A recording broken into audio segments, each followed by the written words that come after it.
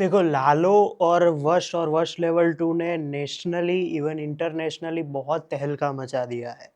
लेकिन मेरे को लगा कि हमारी जो सीरीज़ हमने टॉप 10 की शुरू की थी, एक्टर्स हो, डायरेक्टर्स हो, सिनेमैटोग्राफर्स हो, उसमें अब ये वीडियो इम्पोर्टेंट बन जाता है क्योंकि अब मैं समझता हूँ कि वैसे तो पहले से ही, लेकिन इंडस्ट्री और उसके एक्टर्स तो एक नोटिसिंग फैक्टर अब शुरू हो रहा है धीरे-धीरे। तो आज हम क्या करेंगे कि 15 ऐसी फ़िल्मों के बारे में डिस्कस करेंगे जो एक तरीके से देखें ना तो हिडन जेम्स कह सकते हो आप गुजराती सिनेमा की। और ये मेरा पर्सनल रैंकिंग बोलो, पॉइंट ऑफ व्यू बोलो, ये मेरा पर्सनल ओपिनियन रहेगा। वो शायद मेरे को पसंद आई भी होगी, नहीं भी आई होगी। I don't think that matters to be honest, क्योंकि एट लास्ट बात गुजराती सिनेमा की है। तो सबसे पहले स्पेशल मेंशन से हम लोग शुरू करते हैं वीडियो को। तो सबसे पहला जो मेरा स्पेशल मेंशन है वो एक्चुअली चुप करके गुजराती मूवी है, जिनके डायरेक्टर्स निशित कुमार ब्रह्मभट्ट थे और राइटर थे ऋषिकेश ठक्कर। और ये 2024 में आई थी। ये कॉमेडी थ्रिलर मूवी थी और एक तरीके से देखें तो एक हॉलीवुड मूवी से इंस्पायर्ड थी। और ये उनके डायरेक्टर भी खुद कहते हैं कि हमने इंस्पिरेशन ली थी उस मूवी से। यहाँ पे आपको मेन एक्टर्स में हितेन कुमार, आकाश पंड्या, हिना जयकिशन, हिमांग दवे, हेमिंद्र त्रिवेदी, मुरली पटेल, ये सब देखने को मिलेंगे। अब कहानी की बेसिक स्टोरी या फिर कहानी की बेसिक स्टोरी क्या होता है? बेसिक स्टोरी ये थी कि एक पर्टिकुलरली एक नया ओल्ड एज कपल रहने को आता है उनके फ्लैट्स या फिर बंगलोज के अराउंड। लेकिन सबको उनके ऊपर एक अलग ही नजर रहती है कि ये लोग कुछ गड़बड़ है इन लोगों में। और पूरी जो फ़िल्म है वो एक पर्टिकुलर सोशल मैसेज या फिर एक फैमिली मैसेज को टारगेट करती है। और एक बहुत ही बढ़िया कॉमेडी और थ्रिलर का कॉम्बिनेशन यहाँ पे सबने साथ मिलके बनाया था। तो आई रिकमेंड यू कि आप ये मूवी जब भी आए ओटीटी पे, अभी आई नहीं है सैडली, लेकिन जब भी आए तो आप उसको ज़रूर देखिएगा। उसके बाद दूसरे नंबर पे हमने जो स्पेशल मेंशन रखा है वो है विक्टर 303। अब ये इस साल मूवी आई थी और ये मूवी एक्चुअली आप अगर देखें तो गैंगस्टर एक्शन मूवी थी with a good really good past characters. यहाँ पे आपको जगजीत सिंह वाडेर, अंजलि बारोट, आलिशा प्रजापति, नक्शराज, बिमल त्रिवेदी, अभिनय बैंकर, चेतन धानानी, ये सब लोग लीडिंग रोल्स में नहीं, लेकिन ये पूरी थ्रू आउट द मूवी में आपको देखने को मिलेंगे। और ये एक गैंगस्टर एक्शन ड्रामा मूवी थी जहाँ पे बात रेबेल करनी थी, अगर मैं ऐसा कहूँ तो गलत नहीं होगा, जहाँ पे आपकी एक्स गर्लफ्रेंड की शादी हो रही है और वहाँ से ही फ़िल्म शुरू होती है। और उसके बाद लोकल माफियाज़ नक्शराज और बिमल त्रिवेदी के रूप में आपको देखने को मिलते हैं। जहाँ पे ये फ़िल्म अभी कहीं पे अवेलेबल नहीं है, लेकिन इनके प्रोड्यूसर और राइटर विशाल वडावाला से जब पूछा गया था एक पॉडकास्ट में, तो उन्होंने बोला था कि वो जल्द ही इस फ़िल्म को या तो यूट्यूब में या तो कोई ओटीटी प्लेटफ़ॉर्म में रिलीज़ करेंगे और हिंदी में भी रिलीज़ करने वाले हैं, ऐसा सुनने में आया है। इसके बाद तीसरे नंबर पे जो स्पेशल मेंशन हमने रखा है वो है चबूतरो। अभी पर्सनली ये मूवी जो थी जिसमें रौनक कामदार और अंजलि बारोट और शिवम पारेख लीडिंग रोल्स में थे और मेरे one of the favourite directors Chanakya Patel ने ये फिल्म डायरेक्ट की थी। ये पर्सनली मुझे मूवी वन ऑफ दोज लगती है कि जो अगर बॉलीवुड में बनेगी ना तो रणबीर कपूर इसके लिए परफेक्ट कास्टिंग है। यहाँ पे इन्होंने जो अपना एक सफर दिखाया है कि खुद के सपनों को हमेशा क्या बोलते हैं उसकी बलि नहीं चढ़नी चाहिए। It's always one of those things जहाँ पे आप सोचे कि आपको जो पसंद है, आपका जो इंस्पिरेशन है या फिर आपका जो पैशन है, उसको हमेशा जिंदा रखना चाहिए। और हमेशा पता नहीं क्यों उसको जिंदा रखने के लिए कोई आपके लाइफ में जरूर आता है कि नहीं भाई तू ये पैशन अपना हमेशा जिंदा रख। और थ्रू आउट द मूवी आपको नया या फिर कुछ ना कुछ सीखने को मिलता है। फिर जब आपको आपके पापा के अंडर के ऑफिस में बैठना नहीं हो तो वहां पे आपका क्या हाव भाव रहता है, लेकिन सामने ही जब आपने खुद का फूड ट्रक खोला हो तो वहां पे जो पब्लिक रिव्यूज की वजह से आपको अवार्ड्स, आपको एक जो पॉपुलैरिटी मिलती है, इसके ऊपर और पूरे ओवरऑल कहूँ तो पैशन के ऊपर जो पूरी फिल्म बनाई है चाणक्य पटेल ने, वो इसके रूप में आपको देखने को मिलेगी। ये फिल्म आई थिंक शेमारू मी पे अवेलेबल है, तो आप जरूर देखिएगा, एक बार ट्राई कीजिएगा। नंबर 4 पे जो स्पेशल मेंशन है, अभी थोड़ा उल्टा होगा यहाँ पे, मैं आपको बताता हूँ क्यों। यहाँ पे थोड़ी हमने 2-3 फिल्में ऐसी भी रखी है जो मुझे नहीं पसंद आई है, लेकिन जब भी ये फिल्म्स आएगी तो पब्लिक को बहुत बढ़िया तरीके से टारगेट कर सकती है, मेरे को ऐसा लगता है। तो 4th स्पेशल मेंशन मैंने रखा है समंदर मूवी को, जिसमें आपको मयूर चौहान, जगजीत सिंह वादेर, चेतन धानानी, धर्मेंद्र गोहिल, ये लीड रोल्स में ये 4 लोग आपको देखने को मिलेंगे। और इनके डायरेक्टर है विशाल वडावाला। ये भी एक गैंगस्टर माफिया मूवी है जिसमें पॉलिटिक्स को ऊपर से दिखाया गया है। फिल्म लंबी है, लेकिन जिनको ये कंप्लेंट रहती है हमेशा, जैसे विक्टर में भी थी कि फिल्म गुजराती में एक्शन ही नहीं मिलता, लेकिन यहाँ पे एक्शन, ड्रामा और पॉलिटिक्स को तीनों को एक साथ जोड़ा गया है। और आपके साथ इतनी बढ़िया स्टेलर कास्ट है, तो ऑब्वियसली मजा एक अलग लेवल पे तब होता है जब इसका म्यूजिक आप जब सुनते हो। म्यूजिक इस फिल्म की सोल है, मैं ये कहूंगा। फिल्म अभी कहीं पे अवेलेबल नहीं है, लेकिन जब भी आती है, वैसे तो सब लोग ने डिमांड करना शुरू कर दिया कि समंदर को रिलीज करो, तो जब भी आती है आप एक ट्राई जरूर दे सकते हैं। Last but not the least, ये मूवी ऐसी है कि लास्ट ईयर जनवरी में आई थी, 2024 में। मतलब अब अगर अभी मैं आज के जमाने में इसका, या फिर आज 1 साल बाद इसके कमेंट्स देखता हूँ यूट्यूब पे, जब ये फिल्म रिलीज हुई थी या फिर जो ऐप पे रिलीज हुई थी, तो मैं सोचता हूँ कि यार मैंने कोई गलत फिल्म तो नहीं देख ली। मैं बात कर रहा हूँ डैनी जिगर की। अभी ये एक स्पूफ कॉमेडी मूवी है। मतलब स्पूफ कॉमेडी मतलब आप समझ सकते हो कि मेटा जोक्स देखने को मिलेंगे आपको। आपको यश सोनी एक पूरे ही अलग कैरेक्टर में देखने को मिलेंगे। और सबसे बढ़िया चीज ये है कि आप सोचते हो कि पुलिस के ऊपर इतना मेटा जोक्स बनाया है उन्होंने, पर्सनल अटैक्स। एक पर्टिकुलर सीन जो मुझे पर्सनली फिल्म का बहुत बढ़िया लगता है कि प्रेम गढ़वी पूरा समझा रहे हैं सब कुछ यश को प्लान, और पीछे सारा कास्ट एंड क्रू बैठा है, कृष्णदेव याग्निक बैठे हैं, वैशल शाह, एक सीन में प्रतीक परमार आपको देखने को मिलते हैं। तो एक पर्टिकुलर, एक कहते हैं ना, फोर्थ वॉल ब्रेक किया था केडी सर ने पहली बार गुजराती फिल्मों में। और जिस तरह का रिस्पॉन्स इसको मिला था यूट्यूब पे और जो पे, तो आई थिंक मे बी आप इसको ट्राई कर सकते हो। लाइक सब लोग कह रहे हैं कि वन ऑफ दोज अंडररेटेड या फिर अंडर अप्रिशिएटेड मूवीज है, तो प्लीज आप उसको जो या फिर यूट्यूब पे देखिए, आपको मे बी मजा आएगा। टॉप 15 लिस्ट की बात करते हैं, लिस्ट की बात करते हैं।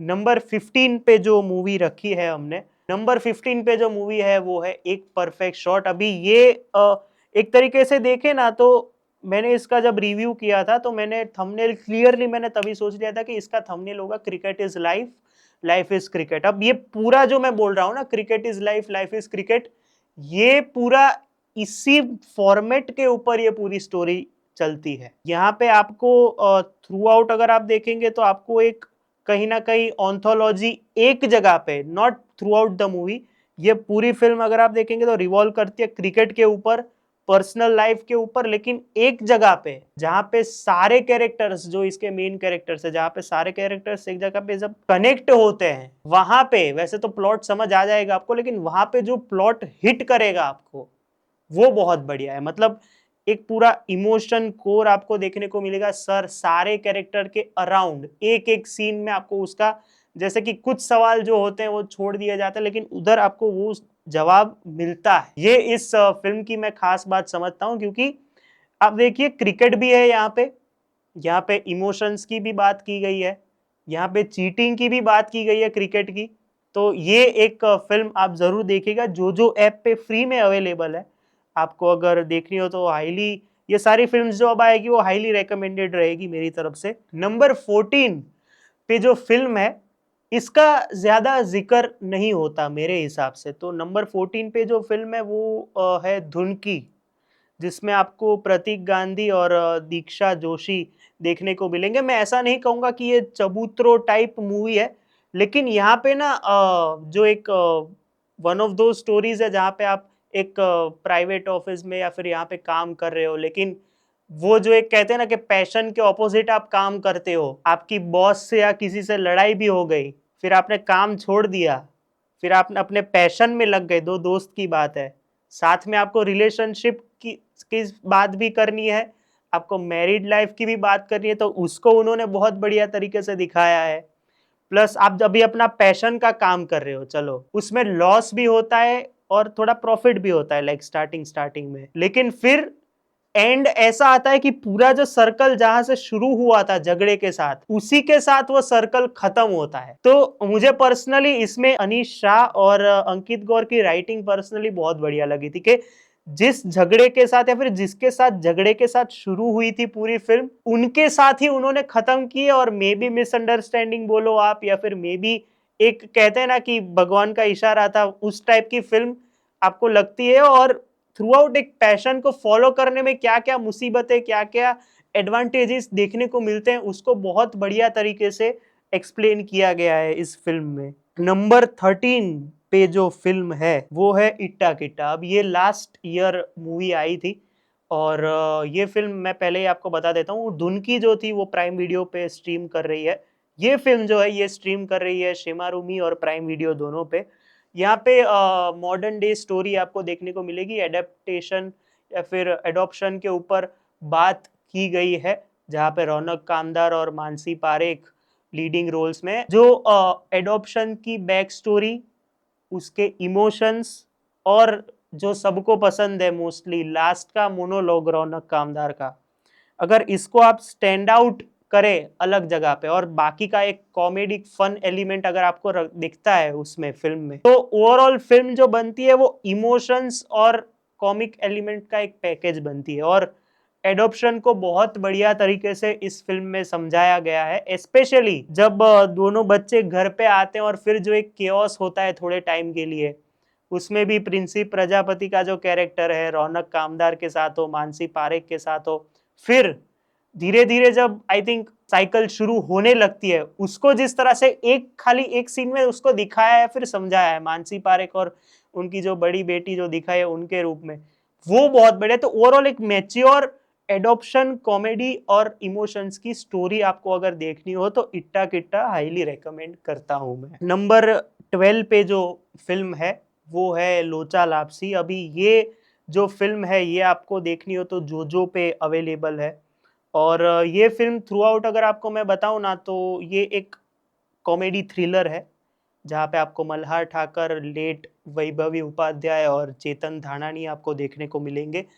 और फिल्म थ्रू आउट इसकी पेसिंग, इसकी एडिटिंग और इसके बैकग्राउंड म्यूजिक कहीं ना कहीं जो स्पेशली जो एक कहते हैं ना कि एक जोर से बजता है, मैं मेरे को पता है वो याद नहीं आ रहा वर्ड, जो जब मल्हार गाड़ी से बाहर निकलते हैं और फिर जो एक जोर से गाना बजता है, थ्रू आउट आपको एक ऐसा सफर पे ले जाएगी कि आपको इतनी सारी आप थियरीज प्रिडिक्ट करने लगते हो, इतना सारा आप सब कुछ बोलने लगते हो कि अभी ये होगा या फिर इसके लिए ये लोग कर रहे हैं। बेसिकली चोरी की बात है यहाँ पे।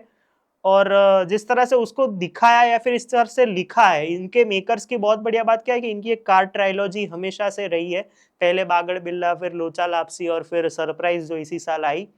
तो इनकी मेकर्स की बढ़िया बात ये रहती है कि इनकी जो स्टोरी है या फिर इनका जो मेन ट्विस्ट है वो है ना, वो पहले एक कोट आता है उनके ऊपर या फिर उनके अंदर ही फिल्म शुरू होने से पहले ही वहां पे आपको बता दी जाती है, लेकिन फिर आप उसको समझते हो कि नहीं समझते हो, फिर आपको फिल्म में पता चल जाए ओ इसके पहले ये जो कोट आया था इसकी बात हो रही थी। तो यहाँ पे थ्रू आउट आपको मल्हार का कॉमेडी एलिमेंट, चेतन धानानी एज पुलिस ऑफिसर और वैभवी उपाध्याय इन एन कहते हैं ना इंपॉर्टेंट रोल, ये अगर आपको फिल्म देखनी हो तो आप प्लीज इस फिल्म को देखिए। जोजो पे जैसे कि मैंने बोला स्ट्रीम कर रही है। नंबर 11 पे जो फिल्म है वो है विशाल वडावाला की सैयर मोरी रे। अब ये एक यूनिक नहीं कहूंगा लेकिन एक अलग लव स्टोरी का एक्सपेरिमेंट किया गया था। गाने बहुत बढ़िया है सब, मतलब मैं अगर विशाल वडावाला की फिल्म्स मेरे को अगर पसंद ना आए ना तो मैं एक चीज की हमेशा गारंटी लेता हूं कि वो गाने तो एटलीस्ट आपको डाउनलोड करने पे मजबूर कर ही देंगे कि बस ये नया गाना आया चलो मैं डाउनलोड कर लेता हूं। लेकिन इसके केस में मजे की बात क्या है कि एक तो इन्होंने गांव की स्टोरी दिखाई, गांव की लव स्टोरी दिखाई, उसमें भी मयूर चौहान वर्सेटाइल एक्टर ऑब्वियसली, तो उनको इस तरीके से दिखाया पूरे ही अलग रूप में। एक बैक स्टोरी का थोड़ा सा बैकहैंड दिया उन्होंने। वैसे तो एक तरीके से देखे तो बेसिक लव स्टोरी है, लेकिन एक कहते हैं ना कि स्लो बर्न मूवी है, लव स्टोरी के साथ उन्होंने जिस तरह से ऐड की है और उसके साथ जो गाने और जिस तरह का गाँव का माहौल दिखाया है, स्पेशली लास्ट के 30 मिनट, वो बहुत बढ़िया है। तो ओवरऑल ये एक म्यूजिकल सागा है थ्रू आउट, अगर मैं कहूँ तो सैयर मोरी रे, इसको किसी से कंपेयर नहीं करना है अपने को। तो प्लीज इसको देखिएगा, एक ट्राई दीजिएगा। उसमें भी जब जिग्नेश बारोट की एंट्री होती है बॉस, वो पूरा एक सीन अलग है इस पूरी फिल्म का। तो आप जो पे देख सकते हैं ये फिल्म, मैं हाईली रेकमेंड करता हूँ। नंबर 10 पे जो फिल्म है वो है ढ। मनीष सैनी ऑब्वियसली एक सोच रखते हैं जब भी वो कॉमेडी मूवी को एक सीरियस टॉपिक के साथ लाते हैं, तब इसमें आपको नसीरुद्दीन शाह एक इम्पोर्टेंट रोल में देखने को मिलेंगे और जो 3 बच्चे हैं। वैसे मेरे को लगा था कि इसका पहले नाम अगर 3 इडियट्स होता तो कॉपीराइट आ सकता था, लेकिन अच्छा इन्होंने एक गुजराती वे में, गुजराती में जो एक कहते हैं ना कि जो एक स्लैंग है, उसके रूप में उन्होंने ये नाम रखा। और एक फन मूवी है, मतलब जो एक कहते हैं ना कि बच्चों को सबसे ज्यादा रिलेटेबल क्यों लगेगी कि यहाँ पे जो पढ़ाई की बात जिस तरह से समझाई गई है, उसमें भी जादूगर किस तरह से लोगों को बेवकूफ बनाता है, इसमें भी लास्ट में बताया जाता है कि कोई जादू है नहीं। एक सेल्फ कॉन्फिडेंस बिलीफ के ऊपर जो पूरी फिल्म चलती है, अलग अलग आपको एडवेंचर्स उनके तीनों बच्चों के देखने को मिलते हैं, एक स्कूल की लाइफ देखने को मिलती है, पढ़ाई के ऊपर जो पूरा एक कहते हैं ना कि पूरा जिस तरह से एक कहते हैं कि अलग किया है, उसको पढ़ाई को फोकस में रखा ही नहीं है मैं अगर कहूँ तो, लेकिन फिर लास्ट में पता चलता कि बॉस पूरा खेल इसी का था। तो बहुत बढ़िया फिल्म है। मतलब मनीष सैनी ने ये फिल्म पर्सनली मैं अगर बोलूँ ना कि उनकी जितनी गुजराती फिल्म्स मैंने देखी है उसमें से ये फिल्म मुझे पर्सनली एक टॉप पे मैं रखना चाहूंगा कि बहुत बढ़िया फिल्म बनाई थी as in studies point of view. जब मैंने पहली बार देखी थी तब तो ये फिल्म अगर आपको देखनी हो तो नेटफ्लिक्स पे ये फिल्म स्ट्रीम कर रही है। नंबर 9 पे अभी कुछ फिल्में ऐसी है कि मैं सेम जॉनर्स या फिर सेम डायरेक्टर्स की होती है तो मैंने साथ में रखी है। तो नंबर 9 पे सेम जॉनर पे हमने पहले फिल्म रखी है, वो है त्राण इक्का। अब आप सोचोगे कि इस फिल्म में ऐसा तो क्या था कि ये हिडन जेम में डिजर्व करती है। अब प्रॉब्लम क्या है पता है कि जब भी कॉमेडी जॉनर गुजराती में एक्सप्लोर होता है ना, तो या तो फ्रेंड्स की बात होती है, इधर भी फ्रेंड्स की बात है, और फिर एक विलन होता है लव स्टोरी के साथ और उसके साथ एंड हो जाती है फिल्म। यहाँ पे 3 फ्रेंड्स की बात है, यहाँ पे उन्होंने जुगार या फिर जुए को रखा है साथ में, और उसमें भी कैसे भगवान मदद करने आते हैं खुद, वो भी लव स्टोरी का तो उन्होंने एक एंगल रखा ही है। इन सब के बीच में एक और साथ में एक मेच्योर लव स्टोरी चल रही है यश सोनी और ईशा कंसारा की। तो इतना सब कुछ वैरायटी के साथ आपको एक कॉमेडी मूवी जिसमें एक सीख लास्ट में देखने को मिलती है भगवान के द्वारा, कहाँ देखने को मिलेगा सर। मतलब सब कुछ था फिल्म में। फिल्म में फ्रेंडशिप थी, फिल्म में रोमांस था, फिल्म में कॉमेडी थी, चेतन दैया, ओम भट्ट थे आपके सामने, और क्या चाहिए। कॉमेडी मूवी में इतना सब वेराइटी मिलता है। बाकी तो सब लोग बोलते हैं कॉमेडी में दिमाग मत लगाओ, इसमें दिमाग लगाने जैसी ये फिल्म पहली कॉमेडी फिल्म थी जो बहुत ही अंडर एप्रिशिएटेड रह गई मेरे पर्सनल ओपिनियन में। ये फिल्म आपको अगर देखनी हो तो जोजो पे फ्री है, और अभी रिसेंटली मैंने देखा कि प्राइम वीडियो पे भी आई है। अच्छा, इसी के सामने हम दूसरी फिल्म को भी एक मेंशन देंगे जो कि है बिल्डर बॉयज, एक और कॉमेडी फिल्म ऐसी जहां पे जो इंजीनियर्स थे या फिर जो एक कहते हैं ना कि अपकमिंग बिल्डर्स थे, उनकी बात थी। कैसे राइवल बिल्डर्स गैंग क्या क्या करते हैं उनको नीचा दिखाने के लिए, स्वीट लव स्टोरी का एंगल जोड़ा गया था। फिर कैसे कैसे जिस जगह पे बिल्डिंग बना रहे वहां के रेसिडेंट्स कैसे, इतनी फास्ट फिल्म है ना। मतलब 2 घंटे 2-3 मिनट की फिल्म होगी, फर्स्ट हाफ सेकेंड हाफ पूरा फिल्म कहाँ निकल जाएगा आपको पता भी नहीं चलेगा। इतनी एंटरटेनिंग, इतनी मतलब डायलॉग्स, हैवी डायलॉग्स थे बहुत जगह पे। और जो एक चाणक्य पटेल की स्टाइल है कि जैसे चबूतरों में मल्हार को वो डॉग का वॉइस आर्टिस्ट दिखाया था, यहाँ पे आरती पटेल, आरोही पटेल को एक बिल्डिंग के रूप में वॉइस आर्टिस्ट दिखाया गया है। तो बहुत बढ़िया फिल्म थी, कहीं पे कोई अननेसेसरी ड्रामा, अननेसेसरी गाने, कोई कुछ नहीं था। फुल ऑन एंटरटेनमेंट था। और इसका सेकंड पार्ट अभी आएगा कि नहीं, आई होप सेकंड पार्ट आए, क्योंकि जिस तरह से फिल्म को छोड़ा है बहुत मजा आएगा अगर आता है तो। और Shekhar Shukla as villain superb, मैंने तो विलन्स पे वीडियो भी बनाया, उसमें उनका रेफरेंस लिया था मैंने। तो प्लीज ये फिल्म देखिएगा। नंबर 8 पे जो फिल्म है वो है राढ़ो। अब देखो इधर प्रॉब्लम क्या है पता है कि मैंने ये फिल्म थिएटर में नहीं देखी है, मैंने देखी थी ओटीटी पे, शेमारू मी पे ये फिल्म अवेलेबल है। अच्छा, बिल्डर बॉयज अवेलेबल है प्राइम वीडियो और जोजो पे, ये फिल्म अवेलेबल है शेमारू मी पे। अब बेसिक प्रॉब्लम मेरे को क्या लगता है पता है कि जिन्होंने थिएटर में या फिर पहले देख लिए वो लोग कह रहे हैं कि राडो का फर्स्ट हाफ इतना बढ़िया था कि सेकंड हाफ खराब कर दिया। अब मेरे को पर्सनली थ्रू आउट कोई प्रॉब्लम नहीं लगी थी इसके पूरे फर्स्ट और सेकंड हाफ को अगर मिला के पूरी फिल्म देखो तो। हाँ, शेमारू की वो गलती रहती है हमेशा कि कुछ सीन्स वो काट देते हैं, क्योंकि इसका ओरिजिनल रन टाइम और शेमारू पे जो रन टाइम है वो पूरा ही अलग है जितना मैंने सुना है। तो मे बी उसकी वजह से मेरे को फिल्म में थ्रू आउट मजा आया। इस फिल्म की सबसे बढ़िया बात क्या है कि अगर आप कोई चीज को एक्शन के रूप में करते हो, उसका रिएक्शन क्या आएगा उस पे बात की है। मतलब इस पे एक्शन की बात ही नहीं है, इस पे जो चीज सामने वाला करेगा उस पे इतना भारी रिएक्शन आएगा सामने से। जो पब्लिक है, नॉर्मल पब्लिक, उसको जिस तरह से दिखाया है वहां पे कृष्णदेव याग्निक बाजी मार जाते हैं। और पर्सनली वो जहां पे सारी स्टोरीज कनेक्ट होती है वापस, जो एक पर्टिकुलर बीआरटीएस शिवरन्नी बीआरटीएस का सीक्वेंस था, वो बॉस वो हाईलाइट है। मतलब मे बी उसकी वजह से लोग कहीं ना कहीं समझ ना पाए कि ये क्या हो रहा है, लेकिन बैकग्राउंड म्यूजिक अद्भुत है। एक्टर्स आपके पास इतने बहुत बढ़िया है कि जरूरत ही नहीं है कोई। और इतना खर्चा दिखता है ना एक एक लेवल का। और स्पेशली लास्ट सीन जो जहाँ पे निकिता शर्मा को ऐसे बाल से खींच के लेके जाते हैं यश सोनी, तो वो जो रिएक्शन की पूरी बात यहाँ पे समझाई गई है नॉर्मल पब्लिक के द्वारा, वो मुझे बहुत बढ़िया लगी। और लास्ट का वो stare off scene Hiten Kumar और यश सोनी का बहुत बढ़िया, मतलब मसाला एलिमेंट वाली मूवी थी। तो प्लीज देखिएगा आपको अगर इच्छा हो तो, बाकी तो फोर्स करने वाला कौन ही होता हूँ। नंबर 7 पे वापस दो फिल्में साथ में है, सेम डायरेक्टर।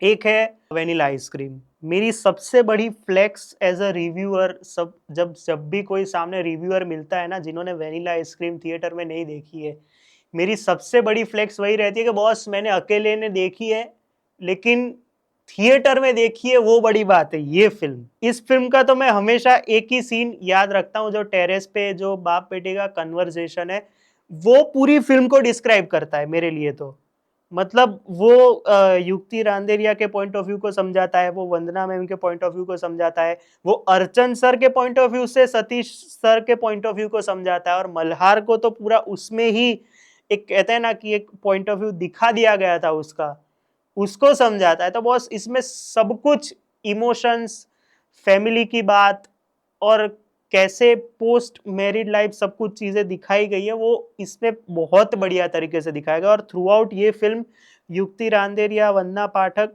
सतीश भट्ट और अर्चन त्रिवेदी, ये चारों की ये पूरी फिल्म थी। और एक कहते हैं ना कि यहाँ पे आपको बिटरनेस देखने को मिलती है, लेकिन कहीं ना कहीं उसके बीच में एक स्वीट वेनिला का फ्लेवर आपको कहीं ना कहीं देखने को मिल जाता है। तो ये फिल्म स्ट्रीम कर रही है जोजो पे, प्लीज देखिएगा।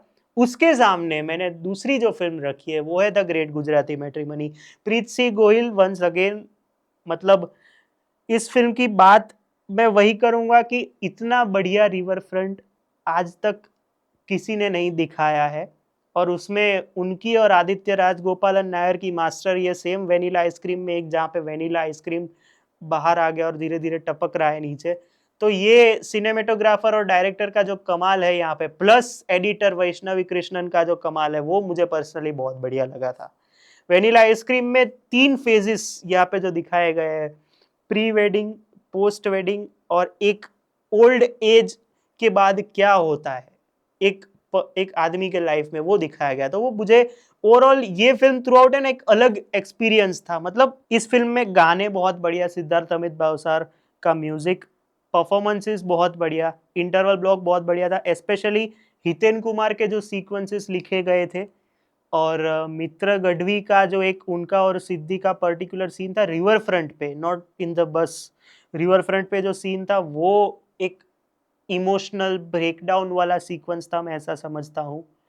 तो ओवरऑल इस फिल्म में इमोशंस का कहते हैं ना कि इमोशंस की सुनामी थी पूरी, मैं ऐसा कहूँगा। लेकिन एक बहुत बढ़िया अंडरस्टैंडिंग के साथ फिल्म खत्म होती है, और प्रीत सिंह गोयल का जादू था थ्रू आउट द मूवी। तो हाईली रिकमेंडेड है, शेमारू मी पे अवेलेबल है ये फिल्म।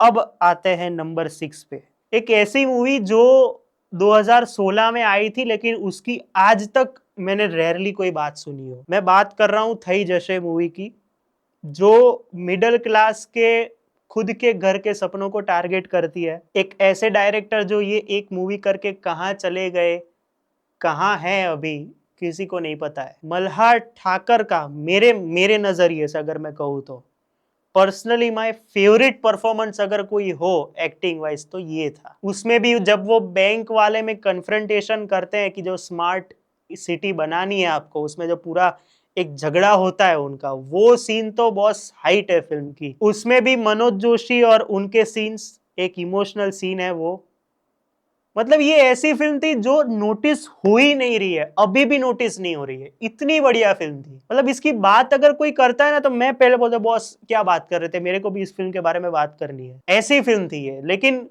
बदनसीबी है कि कोई बात नहीं कर रहा है इसके बारे में। लेकिन आई होप ये फिल्म और ज्यादा से ज्यादा मिडिल क्लास लोगों तक पहुंचे कि खुद का घर बनाने में जो प्रॉब्लम्स आती है, जो सिचुएशंस फेस करनी पड़ती है, लेकिन फिर भी कोई खड़ा है बाजू में, स्माइल करते हो कि नहीं भाई हो जाएगा। उसको जिस तरह से दिखाया था वो बहुत बढ़िया। अभी नंबर 5 पे वापस दो फिल्में हैं। ये दोनों फिल्में मतलब ऐसी है कि मेरे दिल के बहुत नजदीक है। अब ये नंबर 5 जो फिल्में हैं, ये मतलब ऐसी फिल्म है कि मैं कभी भी देख सकता हूँ। ये बाकी सब देख ही सकता हूँ, लेकिन इनके लिए एक स्पेशल प्लेस है मेरे हार्ट में। तो नंबर 5 पे पहली फिल्म जो है कारखानो, स्मार्ट हॉरर कॉमेडी फिल्म है, मैं इतना ही कहूंगा। पहली 30 मिनट आपको कुछ आइडिया नहीं रहता, लेकिन उसके बाद का जो धमाल है ना, वो आपको आइडिया करा देता है कि वो पहली 30 मिनट में क्यों ये वाला आइडिया वो लोग दे रहे थे। नए मेकर्स इफ्फी तक जाके आए, इफ्फी में ये फिल्म को बहुत बढ़िया रिस्पॉन्स मिला।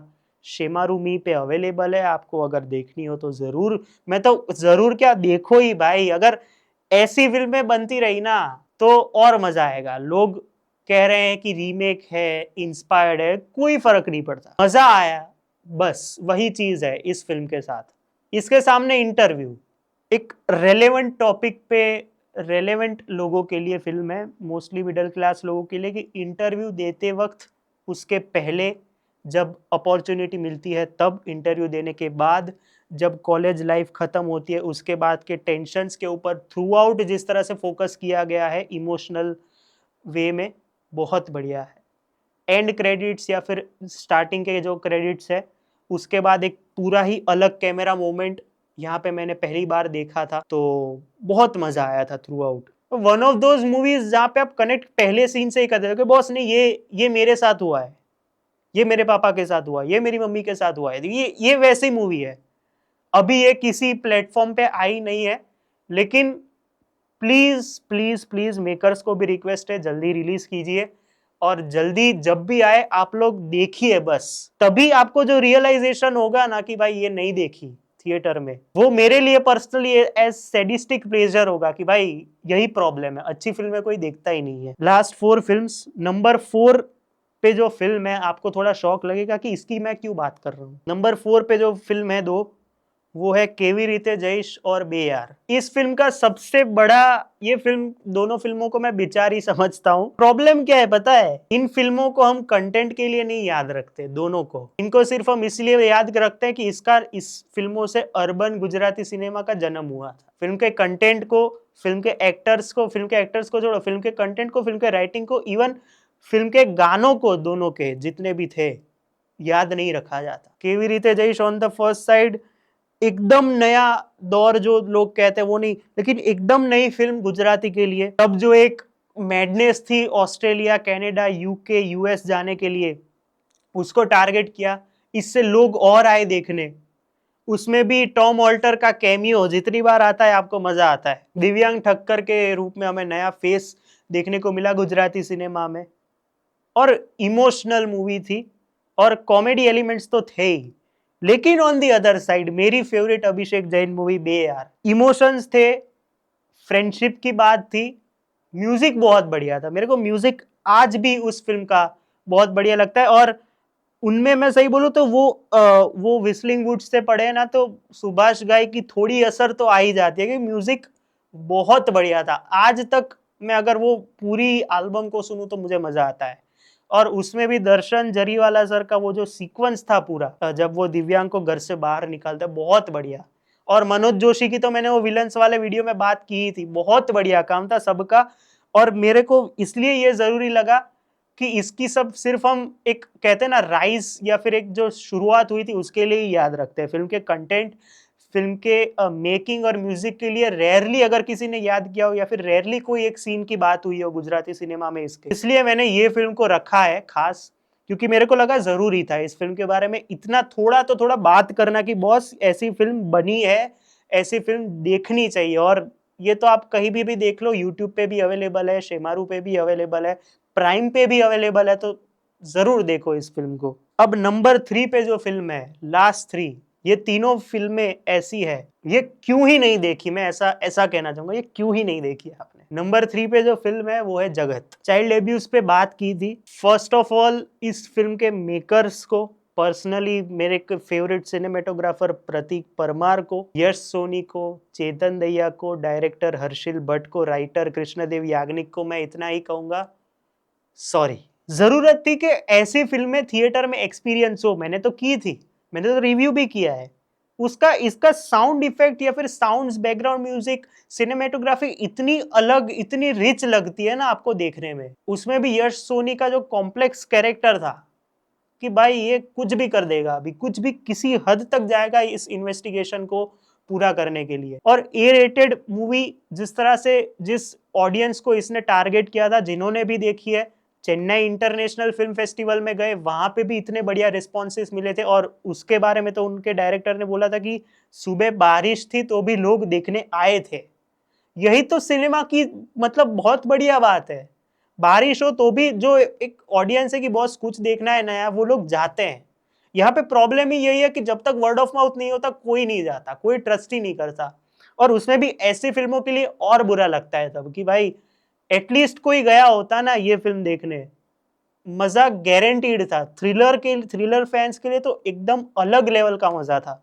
सैडली, और मैं तो समझता हूँ अच्छी बात है कि ओटीटी पे नहीं आई है, क्योंकि वो लोग जो तड़प रहे हैं ना कि बॉस जब आए और हम बोल दे कि ये थिएटर में क्यों नहीं देखी, वो तड़पे और कि भले ही नहीं देखी लेकिन ये देखनी चाहिए। नंबर 2 पे जो 2 फिल्में हैं, एक की मैं पहले बात कर देता हूँ, रेवा। चेतन धानानी का आई थिंक मैं समझता हूँ एज एक्टर डेब्यू था। राइटर में तो उन्होंने चोर बनी तनघाट करे में थे ही। वो एक अलग ही फिल्म, मतलब एक भक्ति भावना के रूप में एक गांव की बात की थी उन्होंने, जहाँ पे पहले तो आपको शुरू होते ही लगता है कि बॉस ये वो स्टीरियोटाइप मूवी ना हो जाए जहाँ पे सब लोग ऐसे जो एनआरआईज आते हैं, यार गांव में इतना सब कुछ क्या हो रहा है, ऐसे करके जो बात करते हैं, वैसी टाइप की स्टोरी लगती है। लेकिन फिर धीरे धीरे जब फिल्म भक्ति भावना और भगवान के साथ, धीरे धीरे कहीं ना कहीं भगवान भी है फिल्म में, जुड़ती है ना, और फिर जो इमोशंस जुड़ जाते हैं आपके कैरेक्टर्स के साथ, बिट्टू बंगा हो, चेतन धानानी का कैरेक्टर हो, मोनल गज्जर का कैरेक्टर हो, और लास्ट का ट्विस्ट हो, वो एक अलग एक्सपीरियंस बना देता है फिल्म के बारे में। अब आप बोलोगे रेवा की तो हम नेशनल अवार्ड में ही सिर्फ बात करते हैं, ये इतना स्ट्रॉन्ग कंटेंट था ना कि तभी फिल्म चली थी, if I am not wrong. लेकिन इसको विजुअली ब्यूटीफुल बनाया था इनके सिनेमेटोग्राफर सूरज कुराडे ने। विजुअली बहुत बढ़िया फिल्म थी, गाने भी अच्छे थे, सब कुछ था। प्राइम वीडियो पे स्ट्रीम हो रही है। लेकिन मैं समझता हूँ कि इसको जिस तरह से बोलने में जो जस्टिस होना चाहिए, जो मैंने बोला था सेम फॉर केवरी तेजईश और बे यार, वैसा नहीं हो पाया। एक बार ट्राई दो वापस, एक बार वापस देखो और बताओ कि मेरे को क्यों ये फिल्म पसंद है। मुझे पर्सनली बहुत बढ़िया लगेगा। इसके सामने एक ऐसी फिल्म जो ऑस्कर तक नॉमिनेट होके आई, फिर भी रेयरली, इस पे तो मैं बोलूंगा रेयरली कोई बात करता है, इवन इंडस्ट्री वाले रेयरली बात करते हैं। थिल्लो शो, या फिर हिंदी में जो नाम था लास्ट फिल्म शो, पेन्नलिन का direction, Bhavindra Rawari, if I am not wrong, उन्होंने एक्टिंग की थी, दीपेंद्र रावल उनके फादर के रूप में। ये फिल्म पर्सनली मैं बोलूँ ना, वो सिनेफाइल वाइल कैटेगरी छोड़ो, जिनको सिनेमा से प्यार है ना, उनके लिए ये फिल्म है। और ये फिल्म उस जॉनर को टोटली जस्टिफाई करती है जिसको कहते हैं कमिंग ऑफ एज मूवीज। यहाँ पे पूरा जो रील से लेके पूरा जो एक ट्रांजिशन थिएटर का दिखाया है, वीसीआर रील, उसके ऊपर से जो पूरा एक ट्रांजिशन, उसमें भी आपको बीच बीच में ओल्ड बॉलीवुड मूवी सीन्स देखने को मिलते हैं। एक एक बच्चे की क्या एक मैडनेस है सिनेमा के लिए, उसको जस्टिफाई कर दिया है थ्रू आउट पेन नलीन ने। और कहीं ना कहीं ये उनकी सेमी बायोग्राफी भी थी, अगर मैं विकिपीडिया को याद करूं कि उनके साथ ऐसा कहीं ना कहीं कुछ ना कुछ हुआ था। और ये उनको जब कैटर करेगी उस ऑडियंस को जिन्होंने 90s 80s का दौर जिया है, जब वो एक पूरा सीन आएगा ना कि प्रोजेक्टर है और फिर जो रील क्लिप्स है उनके साथ क्या होता है बाद में, वहां पे उस जमाने की ऑडियंस को जो तोड़ती है ना फिल्म के बॉस, ये ट्रांजिशन ही गलत हुआ है हमारे साथ, हमको यही एरा चाहिए। लेकिन यहाँ पे उसको भी दिखाया, अच्छे से दिखाया गया है कि ट्रांजिशन हर एक चीज का जरूरी है, सब चीज का परिवर्तन होना चाहिए। तो सिनेमा का प्यार है, सिनेमा के लिए एक अलग मैडनेस है, तो जरूर से ये फिल्म देखो, नेटफ्लिक्स पे अवेलेबल है, प्लीज देखो, मैं यही कहूंगा, इसकी बात होना जरूरी है। अगर ऑस्कर लेवल फिल्म्स की यहाँ पे बात नहीं हो रही तो फिर तो मैं क्या ही बोल सकता हूँ ज्यादा से ज्यादा। Last but not the least, number 1, इस फिल्म ने मतलब पर्सनली बहुत बढ़िया, इस फिल्म का जो वर्ल्ड था ना, उससे मैं पर्सनली बहुत कनेक्ट हो गया था। मैं बात कर रहा हूं नान खटाई की, फर्स्ट एंथोलॉजी मूवी इन गुजराती सिनेमा। सिर्फ एक सीन, और वहां पे भी फिल्म कनेक्ट नहीं होती सारे कैरेक्टर से, फिर वो कहते हैं ना कि एक लेन, वो जो एक मीम है, एक लेन से सिर्फ गुजरते हैं कैरेक्टर्स, बाकी तीनों स्टोरीज इतनी बढ़िया लिखी गई है। सेम अगेन आदित्य राजगोपालन नायर का सिनेमेटोग्राफी, वैष्णवी कृष्णनी आई थिंक एडिटर थे, और क्या फिल्म को दिखाया था, मतलब एक ऐसी फिल्म जब आप इसके कैरेक्टर्स के साथ रहने लगते हो ना, तो आप फिर उनके वर्ल्ड में ही चले जाते हो। स्पेशली मेरी फेवरेट स्टोरी हितेन कुमार मयूर चौहान वाली, उसमें भी वो दाल वाला सीक्वेंस जब भी याद करो एक गूजबम्स आ ही जाते हैं। ये एक ऐसी फिल्म थी कि आप अपने सिनेमा पे, गुजराती सिनेमा पे प्राउड करो, और ये नान खटाई टाइटल को जस्टिफाई करती थी कि यहाँ पे जहाँ पे जिंदगी में एक तरफ मिठास है तो दूसरी तरफ की कड़वाहट भी आपको देखनी पड़ेगी। उसको जिस तरह से इन्होंने जस्टिफाई किया है ना बॉस, बहुत बढ़िया था, वो बहुत ही बढ़िया था। जब भी आए, एक नहीं दो नहीं, बार बार देखो, ऐसी फिल्म है मेरे लिए तो। इमोशंस, कहीं ना कहीं कॉमेडी, कहीं ना कहीं एक मैच्योर मूवी अगर आपको देखनी हो, प्लीज इस फिल्म को ट्राई देना। मैं चाहता हूं कि इनके मेकर्स को और एक विश्वास, हिम्मत हो कि ऑडियंस आगे जाके आएगी ये देखने, प्लीज देखिएगा ये फिल्म। तो ये 15 फिल्में विद 6 स्पेशल मेंशंस मैंने आपको बताई। ये मेरी अंदर की फीलिंग्स थी कि मैं ये वीडियो बनाऊं, क्योंकि लालो वश लेवल 2 के बाद एक जो एक राइज देखा है गुजराती सिनेमा ने, मैं चाहता था कि मैं बाहर की ऑडियंस को भी ये सारी फिल्म देखने के लिए कहूँ कि देखो। हाँ, कुछ फिल्में अभी नहीं आई है, लेकिन जब भी आएगी मैं आशा रखता हूँ कि आप उनको उतना ही प्यार देंगे जितना आपने वश लेवल 2 और लालो को दिया है। और ये फिल्म ज़रूर देखिएगा, और अगर आपने इसमें से कोई भी फिल्म देखी है तो प्लीज़ मुझे कमेंट में बताइएगा कि मेरी ये फिल्म के साथ ये भावना है, मैंने ये फिल्म को ऐसे देखा था।